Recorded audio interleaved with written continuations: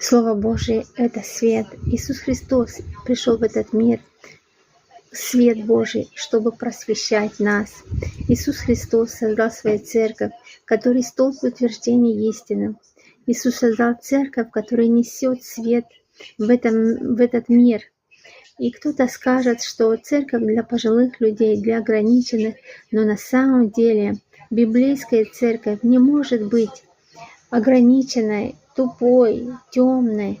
Церковь Иисуса Христа, которая пребывает каждый день в учении Иисуса Христа, пророков, апостолов, несет свет, добро, истину, правду в этот мир и просвещает людей. Иисус Христос пришел, чтобы мы стали просвещенными, чтобы мы не были ограниченными. Слово Божие говорит: кто не будет иметь Бога в разуме, Бог предаст превратному уму.